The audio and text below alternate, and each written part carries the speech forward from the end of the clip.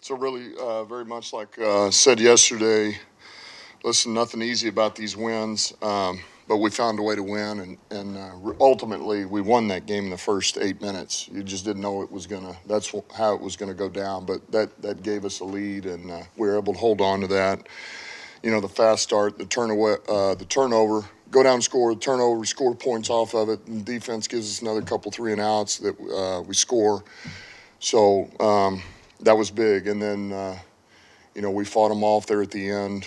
Came through with two critical plays on third down. Goff did a hell of a job.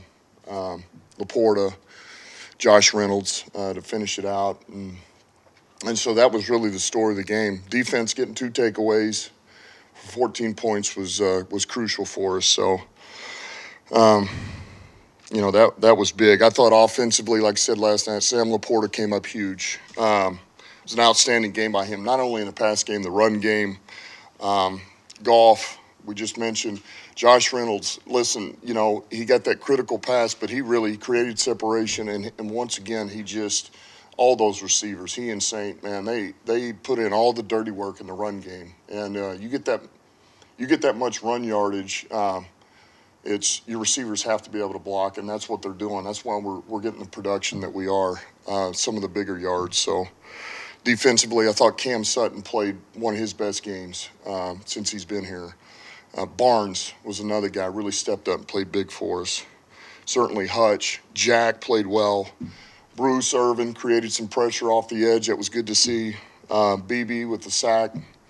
And then special teams, Germ, once again, so he gets about 20 reps on defense. He played at a high level. Special teams, he was all over the field, man. And he's a football player. We talk about it all the time.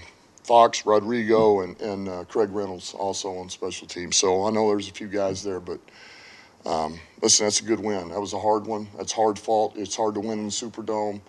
That team's fighting for division championship over there. So it was good. Questions? You know how hard it is to come in and play that position at a high level. Do you even let yourself marvel a little bit at just the consistent production that Sam has had at that position? You look at some of the numbers, the first to 60, 600, and 6 touchdowns in the history of the game. Some of those numbers are pretty crazy. Just, you marvel at him a little bit and how he's been able to just step in and be really consistent week after week. Well, first of all, I don't know what that's like. I know what the run game part of that's like, protection. I have no idea what it's like to go out there and get open and run routes and catch the balls he's catching. I was never even close to that. It is not easy. It's not easy to play this position as a rookie and to do all that we're asking him to do, because he does it all. It's in the run game, it's protection, and then you see the pass production. That's what everybody sees, right? The numbers, the separation, but nobody has really any true idea of all the other stuff he does for us. And that's a tight end. That's what a tight end does. And I'm glad he's ours. He just keeps growing. He doesn't say a word. He just goes to work. He's hard on himself, but he never gets down. He never feels sorry for himself. When he makes a mistake, it drives him. And I know this, at critical times of the game, he just always shows up. So it's not easy, but he's making it look easy. I know that. What can you share about Ragnow's condition after the MRI? Yeah, look, I would say this. I would feel like more than anything we got good news, but that doesn't mean that he's going to be available this week. Just when it comes to Donovan Peoples-Jones, one of the only moves you guys made around the trade deadline, I guess, are you hoping to see more involvement from him, or are you kind of slow playing with that to ramp him up a little bit? Yeah, I think that we always felt like he was part of the room. He's part of what we have in there. We got a lot of confidence in Saint and Josh Reynolds. Jamo's coming on. Leaf, we know, is kind of our specialist, does a little bit of a lot of different jobs for us, and so we just feel like he's very much part of the crew. And we wanted to make sure he got used to what we're doing. He felt comfortable in our scheme and terminology, and so we just every week we're trying to give him just a little bit more. So we certainly feel like he's part of this receiving group, and we always want to try to get him a little bit more involved, if you will. But no, we don't. it's not like we see this guy immediately coming in, he's going to play 60 plays or something. We feel good about the receiver room, and he's part of it. I think we talked about this a little bit coming out of the bye, but in terms of letting them come back, it was another third quarter that wasn't good for you guys offensively or defensively. The third quarter scoring, both offensively and defensively, is out of whack with your other quarters all season long. Mm-hmm. Is there anything in your, I guess, personal investigation of or looking back at what the team's doing? Is there anything about what you're doing at halftime is not setting you up for success coming out of the locker room? Well, what I think of is Green Bay, we came out and scored, got a 3-and-out stop, and we got, and I'm like, all right, I'll take the first, second, fourth quarter then. Because it's just, man, we continue to talk about it. We continue, all right, this is what we want to do. These are the plays we really we want to hone in on. This is what we want to do defensively. And, honestly, with the exception of Green Bay, it's just kind of been that way. So I think we just keep tinkering with it, I think we continue to say, all right, what is going to be best to get us going on offense? Defensively, do we need to calm things down? Or maybe we need to just pressure a little bit more coming out after halftime. So, listen, believe it or not, we just continue to try to do a little bit of everything. But we're not going to lose sight of it. It is there. I'm not going to disagree with you at all. It is there. I know Ben talks about just part of the game planning through the week is trying to figure out what the opponent thinks you are going to do and then having an answer to it. Like, is it almost like you have to have an anticipation to what their adjustments are going to be at halftime to attack that? Yeah, I think, look, there is, and you always know they're going to adjust at some point. Like, look, they made an adjustment late first quarter on defense versus what we were doing. Some of those things we were able to have a lot of, we had a lot of success with early that got us the lead we got. They had begun to already take away from that. And so, it's not an excuse, but between that and then Frank, it just, we had to dial a couple of things back. And, but even that being said, there's a couple of things fundamentally, if we're a little bit better on, they go from a 2-yard gain to a 15-yard gain. And it really is that small. So, look, we know they're going to adjust, but I would say some of it is, all right, you come in knowing they're going to adjust, and this is what we do, but it's also, all right, we wanted to set them up with these plays. Then you come out in the second half, and now we're going to throw this at them.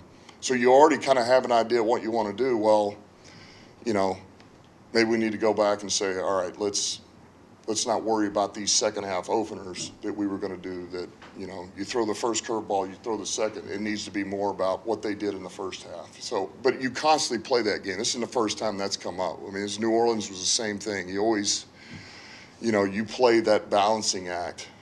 As you continue to play the chess game within, or do you stay true to what you felt like you need to do going into the game? Any chance you get Alex back this week? I think there's a chance. Yeah, I do. And maybe just how that linebacker room responded without having kind of their Yeah. leader there. Listen, I thought the linebacking room played at a high level.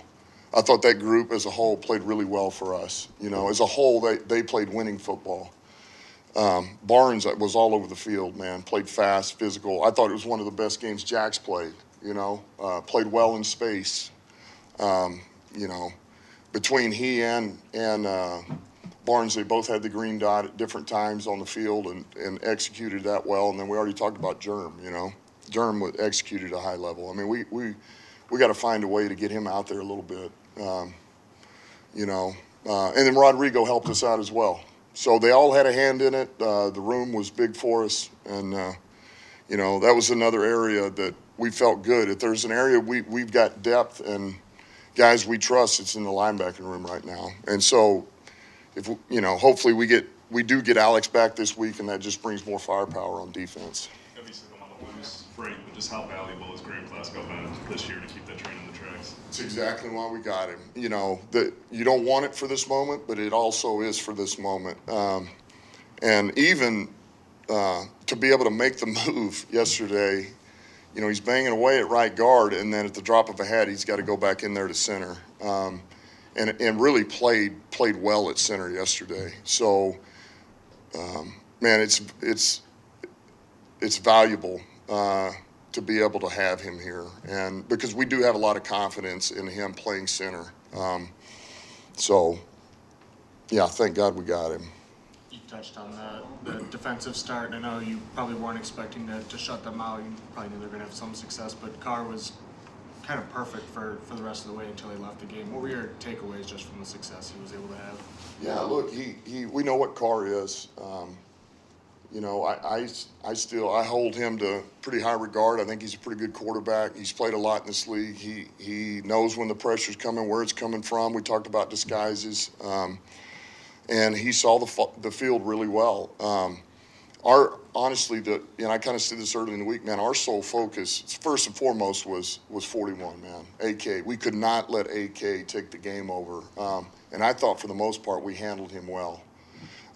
Now, when you do that, you open up a couple of other areas, you know, and so he got us a couple of times. Now, I would say there's probably 2 or 3 of those that were self-induced, you know, and we got to clean up our own issues. But I believe we will and we can. So we may tinker a couple of things this week, but we'll see down the road. It's a good win by the guys, but it's not good enough. It's not good enough. And our guys know that. There's more out there, and we want more. And they'll be ready to go this week, man. Chicago, we know what they are, and they're coming off a bye. This will be a big week for us. Just one more on the injury front. Liam was really powering through some stuff yesterday. Just how did he come out of that game? Yeah, look, Mac's a little banged up. So we'll know more on him probably in, I would say, a couple of days. So there's a chance he may not be up either.